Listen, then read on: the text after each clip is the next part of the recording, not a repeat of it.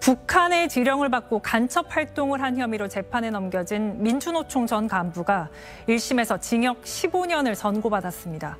재판부는 대한민국의 안전을 위태롭게 하는 큰 범죄라며 법정 구속했습니다. 노도일 기자입니다. 국정원과 경찰이 민주노총 사무실을 압수수색합니다. 압수물 가운데는 북한에서 받은 지령문과 북한에 보낸 보고문 등이 발견됐습니다. 재판부는 국가보안법 위반 혐의로 기소된 민주노총 전 조직정의국장 성모 씨에게 징역 15년과 함께 자격정지 15년을 선고했습니다. 재판에서 석 씨는 북한과 102차례에 걸쳐 지령문과 보고문을 주고받은 것으로 확인되는데, 이 가운데는 헬로윈 참사 유족들의 고통을 대정부 투쟁수단으로 삼으라는 내용도 포함됐습니다.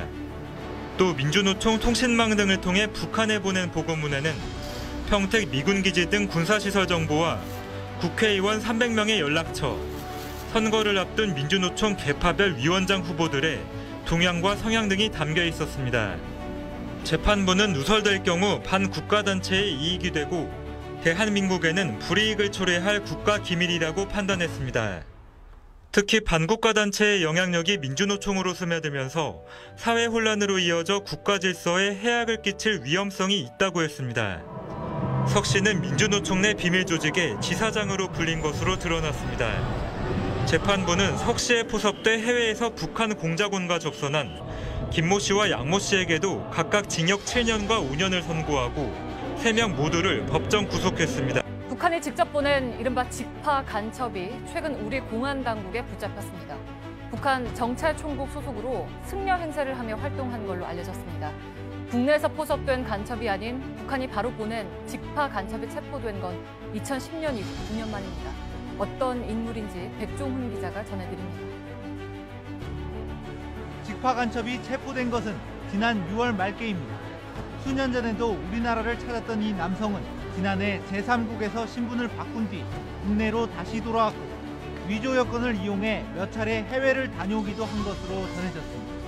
공안 당국은 이 남성의 입국 경로 등을 의심하다가 간첩 혐의를 잡고 체포했습니다.